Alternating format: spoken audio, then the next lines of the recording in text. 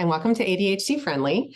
I'm Patty Blinderman. I am the creator of ADHD-Friendly, the podcast, as well as the membership community. If you want more information, I invite you to check out my website, ADHD-Friendly.com, where everything I do is designed to tilt that playing field in favor of our ADHD brain wiring, so we are thriving with ADHD.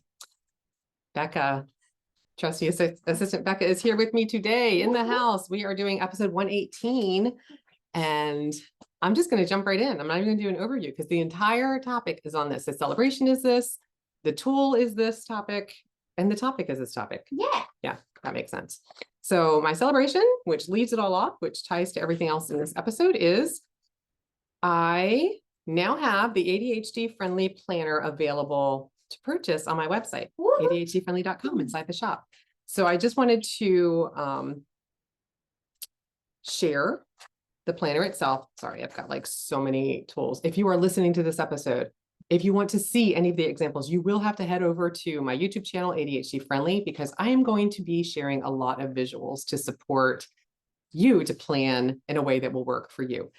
And this is it. This is the planner. It's available only as a PDF, so you can print it out and you just literally print. The order will print the layout, which may sound simple, but was not an easy thing to accomplish, my friends.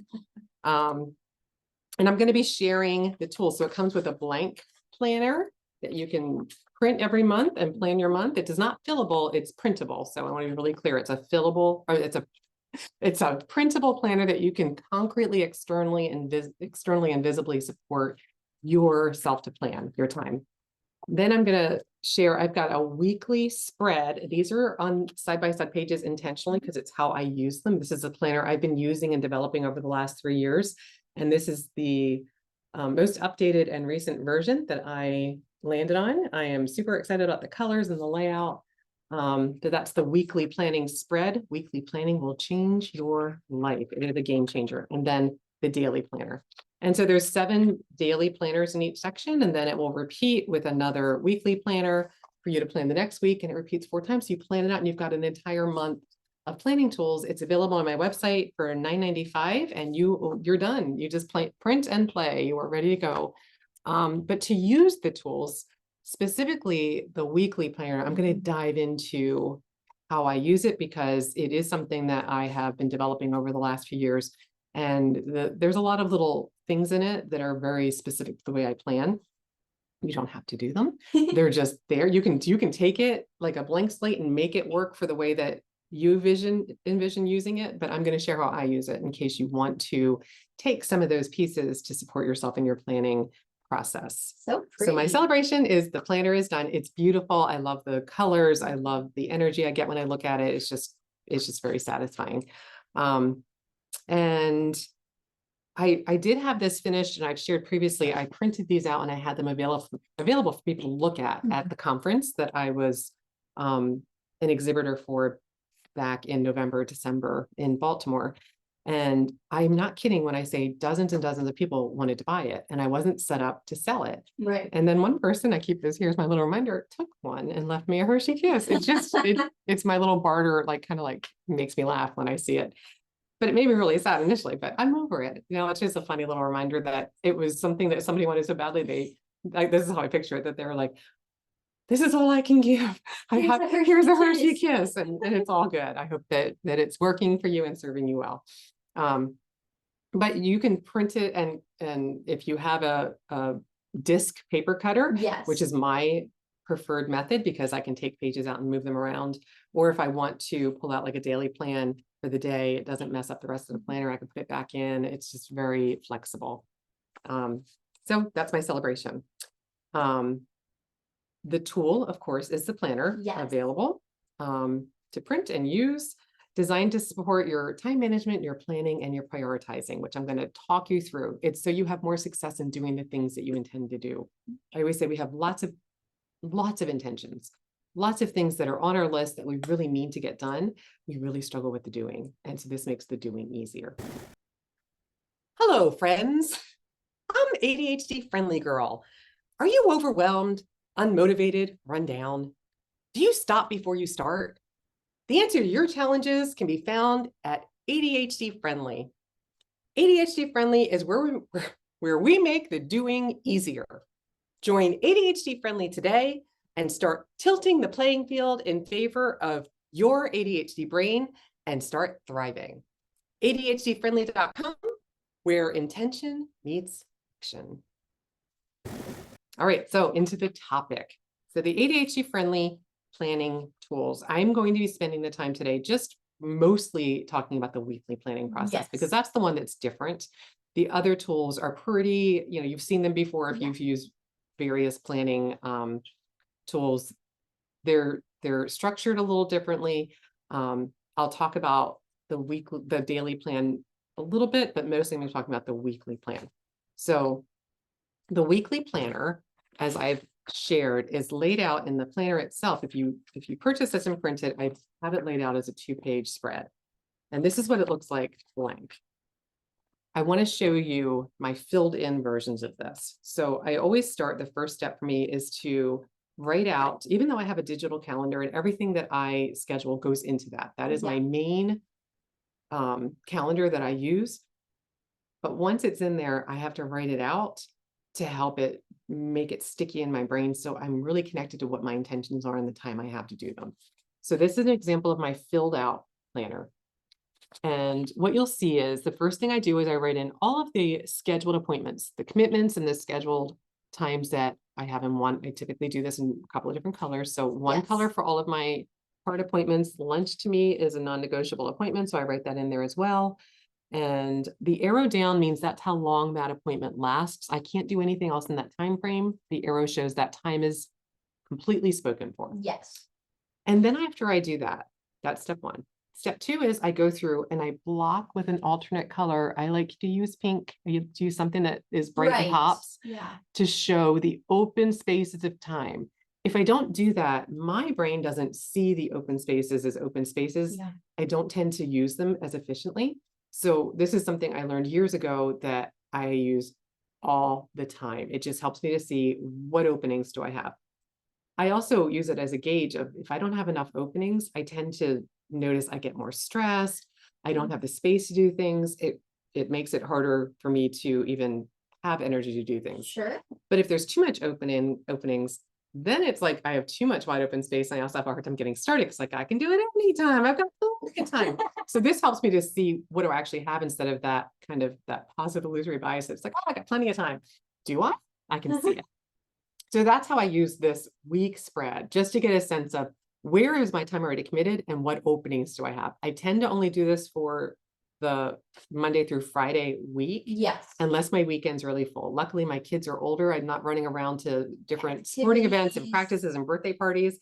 But when I was, this was also filled in. So right now I pretty much am focusing on Monday through Friday, but Saturday, Sunday is there as well. If you have a busy weekend and you need to see that and see what time you have available, especially if you're like, you know what, I'll grocery shop this weekend. Really? When are you going? What if you're going out this weekend? You need to be able to see it. So that's the weekly planner, seeing the time over the course of the week.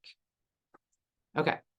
Once I have that done, I go to the other tool in the 2-page spread. So I've now filled in the weekly plan. I can see what I have. I'm now using this information to come back over here and fill in I call it my weekly to-dos planner. So now I'm dialing in to what do I need to get done this week that isn't a scheduled appointment, right? So what are my to-dos for this week? So I'm going to break this down in steps and I'm going to show you an example. This is from early December. And I picked it because it's a little bit of a lighter week. It was my first week back from the conference and I took that Monday off. Yes. And so I had a number of things. I was working that Monday, but it was more of a catch-up day. And so I didn't have any appointments or anything. So I was very mindful about how I was organizing my time to make sure I was supporting my week to not feel as overwhelmed because I had been traveling. So the first thing that I do is I look over to my weekly plan and I count for each day, how many hours or half hours do I have blocked in my pink, right? Those are my open blocks of time. So here I had 5 hours in the morning that I had completely open and another 2 if I needed them in the afternoon before I was done. I also like to write done. It helps me to know literally you're shutting it down. Your day's done. Your day's done. Shut it up. close everything up, head out of the Yep. office. That helps me to transition. If I don't decide when I'm done, I tend to keep, oh, I could still do this. And let me look at the email one more time. And I just, time just kind of bleeds away. So that's just a little hack I want to share. I used to also add sleep, like a reminder to go to sleep. I would plan it. Yeah. And I used to have all of what time I would wake up and my yoga and walk. That's pretty much on automatic right now. With So your I don't pets, yeah. need to plan those details out. But I'm going to talk about how to make sure you're building in time for exercising and that kind of thing. But, I would say plan the amount that's right for you. If you expect yourself to do too much, you're going to have resistance, which is going to get in the way. So start small maybe you start with one day on this. You're like, I'm just going to look at Monday. If that feels comfortable, do what works for you. So I count it up and then I come over to my weekly to-dos planner. And right here, you can see at the bottom half of the page, I have all of these little circles. These are time circles. Time circles are representative of each circle represents an hour. So I colored in, I have 5 in each day. I colored in all 5 on Monday. And then I went ahead and did the rest of the days. So I have 3 total on Tuesday, but if you look closely, I have a line here. And that means I have 2 hours of one block together. Yes. And then an hour later in the day. If there's no line, that means I have that whole block of time. Again, it just helps my brain to process when I'm planning and I can see what kind of time do I have available in this day? And is it broken up or is it a nice block of, a nice chunk of time I can really dig in? Did you do the pink to match then with your open pink with the other sheet? Because I'm doing this at the same time. Yes. Usually whatever color I do, the opening is going to be, but it just depends. I'm not super picky about that. Yeah. But yes, it typically is. But sometimes I'll write, you'll see, I think on my other sheet, I kept writing in pink the tasks down here. Don't always do that. It just depends. But so that's what I use these time circles for. So I just want to share how I do that. Then I'll go back and I'll look at the previous week to see, was there anything that didn't get done? Sure. So when I start writing at the top half, what needs to get done this week, that's what step 1 is. Step 1 up top is, what are all the tasks you're trying to get done this week? So there's a line, there's 15 lines. I had one of my clients who uses this tool to support themselves in their planning tell me that they felt the need to fill in all 15. I'm going to really, it was an interesting thing to learn. And so now that I know that, I want to support you to not do that. If you don't have 15 things, leave open space. So there's room if you do need to add anything else, but also it can be nice to, when you get into a weekly planning routine, it really is nice to see, is this a busier week? It supports, for me, it drives me to sleep more easily. Because I'm like, oh, I got a big day. I got lots going on this week. If I have a little bit more space, it makes it easier for me to plan grabbing coffee with a friend or something. I can see it. If I fill all this in, I feel like I'd always feel like I don't have any time. There's no space left. Too much. Yeah, you have. So yeah. So this is, again, these are the tasks for the week. And we try to have no more than 3 priorities a week. And because I'm focusing on Monday through Friday, I have 15 slots. So it's kind of forcing me to have no more than 15. Yeah. If there's something else that can go in my monthly or my comprehensive to-do list, I should say. But this is just what I'm trying to get done this week. And then of course there's time circles here where I estimate how long I think each task will take me. Because sometimes what will happen, especially early on when I did this, is I'll write down my tasks and I'll add up the hours. And it's like I have, let's say 18 hours of tasks and I have 7 hours of free time to get it done. That's the prioritization. That's really helpful. If you add up how much time you're guesstimating you're going to need to do these, and then you look at your available time and you're like, okay, all of this can't happen this week. So now I need to go back and look and see what absolutely has to happen this week. So it literally supports that prioritization. When you see the time you have available isn't enough to do everything, it helps to just bring it down into that, pinning down the realities of this is what absolutely is a non-negotiable, has to happen. These things I can push to next week. So I do the time estimate, and then the line to the left of the time circles is where I'll look at the time available below and the task and how much time it has. And I'll start assigning what day I think I want to do that task. Again, if that's like, Patty, what are you talking about? Like if it feels, because I want to be really honest, doing this can create some stress. If you're not used to scheduling your time or not used to scheduling it to this degree, it can create a little bit of that discomfort. What I encourage you to do is what you can tolerate. Do enough that you can see your time a little bit more than where you currently are, or a little bit more easily. And then notice what it gives you. It's that awareness that will help you continue to build this practice. If you had told me I would be planning, I've got this down to pretty much an hour Yeah. a week it takes me. I do it on Fridays is my new routine. I used to always do it on Sundays. Now it's Now a it's pretty a consistent Friday Friday. thing. I love knowing before I leave my office on Friday what the next week looks like. It's very sparkly and that. it frees up my weekend. And then Monday when I come in, I already know What I've got you're I've doing. got it all mapped out. It's really, really exciting. If I don't do this, the amount of stress it creates is unbelievable. I Yeah. had no idea how stressful my life was before I started my weekly planning practice until I got into this routine. So do what works for you. If you're like, oh my gosh, Patty, if I even write down a to-do list, I'm good. Something is more than nothing. I'm just sharing my process so you can use it if you're interested in experimenting a little bit. But notice what you like. This was created from week in, week out, 3+ years of using my planning tools Yeah. and continually tweaking and noticing how I'm using it. What do I like about it? What would I do to change it to make it work better for me? So notice what works for you and let go of what doesn't. Always that's our mantra. Yeah. Okay. So we've added anything from last week that didn't get done. We've added this week's priorities. I've added time circles for how long. Again, I might be a little on or off my time circles. I might underestimate, overestimate, but because I've been doing this and a lot of my tasks repeat weekly, I'm pretty good at estimating how much time I'm going to need. So I can typically fit them into the time I have available. But if it's a new task and I don't know, I tend to multiply it by 2 or 3, what I think it's going to take. Add more I'd rather time. have too much time than not enough time and then get frustrated. So then I'll also go to my monthly priorities list Yes. and my comprehensive to-do list to see, is there anything else that I need to add here?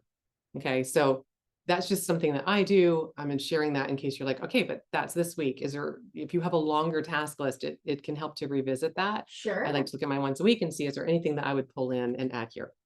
And then that's it. Okay, so this is what it looks like when I start. I wanted to share what it looks like at the end of the week when I'm going to plan the next week, right? Right. So this is the week where I started. And next I'm going to share what I do on Fridays is I go back to that week. Did I not have that one? Nope. All right, I'm going to show you a different one. It's all good because it's, oh no, here it is. Like I thought I did. I did. I do. Okay. So when I come back at the end of the week, so now let's say it's Friday, I go back and now it's a bit messy. I will scratch off everything that got done and I will circle anything that didn't get done. So it's a way that I'm seeing what did I do, what didn't I do? And then I start my process all over again. I open my 2-page spread. I write out what's coming up the following week and what I do. So I show you the following week one is I pull anything that was circled that didn't get done and I write them down first. That was what I mentioned before. So I just wanted to show you that in action. I take it and I write it down and then I add anything that's on my task list for that week and the process repeats itself. So that's my weekly planning process for the week. For the week. Once I get those written down, step. When I identify the days of the week, I'll go ahead and write them down here with, again, I bring my time circles down so I can see what I'm trying to get done. I wanted to share this because it's a lighter week. Show you, if you want to see a busier week. Once I have that written out, I personally then will go fill in my weekly planning sheets for Monday through Friday. Yeah. I'll do this on Friday when I do my weekly planning. I plan Monday through Friday the next week so I can see it. My brain is so time blind, which is so funny because I always know what's coming up, but it's because I've revisited it multiple times in my planning process that it gets very sticky in my brain and I can recall it pretty accurately. Yeah. And so that's what it gives me to do this. So the last tool I'm going to share is the daily planning page. And this is where I navigate from 90% of the time. I do my weekly plan, but then I transfer it over to my daily planning sheet. And this is where I'm navigating from for my task list for the day. Yeah. So what I do is I come and I look at the weekly plan, what was happening on Monday. I write the date up here. I fill it in with those arrows down. I write my 3 priorities for the things I must do. And then I write down the things. It'd be great if I got them done. Yeah. I can also jot things down here that come up during the day. So if something comes across my desk or somebody sends me an email and asks them to send them something, I can put it down here, but it's keeping the priorities separate, and I make that box smaller. I number them, so I'm a love little bit more likely to hold to the 3 and not add it Sure. because I'm like, no, there's no 4 here. The 4 goes down here. I'm going to add more than 4, and then I can capture successes and notes down here. So I'm going to show you this filled in so you can just see what that could look like. And I want to share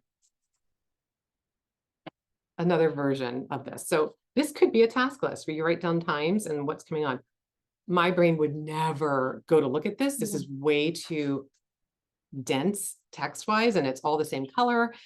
I can't see the time. Yeah. It's why, and by that I mean literally seeing the space of time like this shows me. So if you take this list and you put it into the time blocks, this is much more friendly for my brain.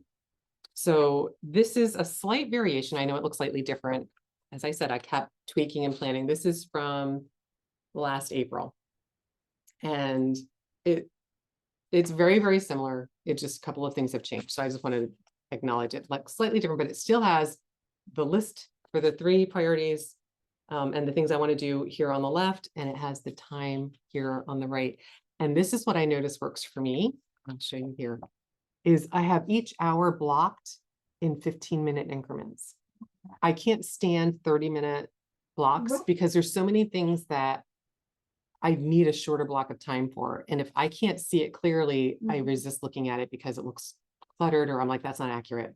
It doesn't take me that long, whatever it is. So the 15 minutes really works for me.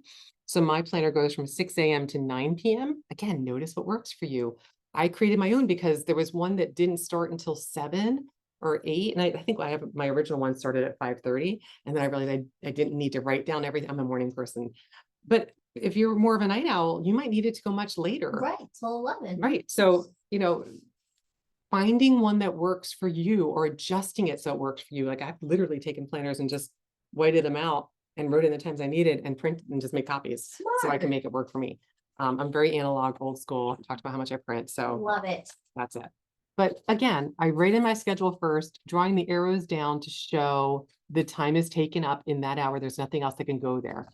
Then I have my priorities over here. Okay. What I have here are a sparkly way for me to, I don't do this every day. I do it when I tend to be busier and I'm trying to see where can I fit this in. So it reminds me, I need to call the dentist. I need to outline, this was from podcast episode 80, Becca. Oh my gosh. If I'm walking, I need to walk. A lot of times my walk is up here and I come in my office and I get to take it and just put it away. But if I don't have time, what I love about these is I can look for another opening. So if it didn't happen here, it's like, okay, where else I could get it done at lunchtime? I'm going to put my walk in here at lunch so I can move it. So that's literally making time concrete where you can see it, you can manipulate it, and you can make it work for you instead of running around like we tend to do, very kind of stressed and scattered, like, oh, I just have to do it all. No, we can do what we need to do. Here is like an alternate. Sometimes I'll have 2 different flags for my walk. Yeah. Because I want to remember this is I could do, or I have an alternate time here. So that's why I have 2 of them here. And then I have done again and fun and play. And here I do have read lights out because I am pretty much reading at 9 o'clock done. So just having those tasks mapped out allows me to manipulate them and move them to the openings. Again, I have the pink brackets showing the openings in the day written out so I can see everything. This might look like a foreign language and, really confusing because this is what I notice works for me. I can look at this and I know immediately what I'm doing and how I'm doing it. So I just wanted to share the daily planner. You can take a daily planner and pretty much make it work for you, but I wanted to share how I do mine. But mostly today, I wanted to share how I use the week spread when you're planning your week, which is a game changer for time management with ADHD. How can you see what you're planning and make the time work for you so you can follow through with your intentions and do more of what you're intending to do? That's it. All right. I was a little worried. I was like, okay, trying to explain this. And if it's at all confusing, that's the benefit of the YouTube channel. You can back it up, pause it, look at it, zoom in, get a sense. And again, the planner itself is available on ADHD-Friendly.com. It's available for sale in my shop, $9.95. And if you're interested in becoming a member of ADHD Friendly, there's information in there, and the planner and a planner course I'm creating is going to be available at no additional charge to members. So I just want to share that is coming, and that leads me to my quote, Becca. Oh, yeah. So this is it's time for our Kevin Kelly quote. Whoop, whoop. Kevin Kelly, author of Excellent Advice for Living. Today's quote is, if your goal does not have a schedule, it is a dream. And I know that this is a totally, not Kevin Kelly original. I have this quote in many different places.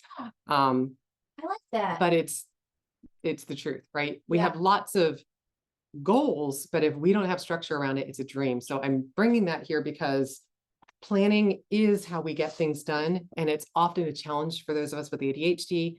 And because I am making a planner course, it is a goal for this.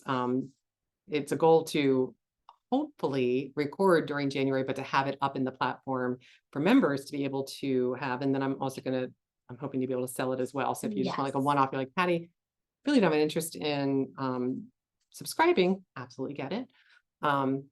That I'll have the planner course available for purchase. But again, you can just watch the podcast episodes and kind of get a lot of that information dialed out for you, spelled out for you.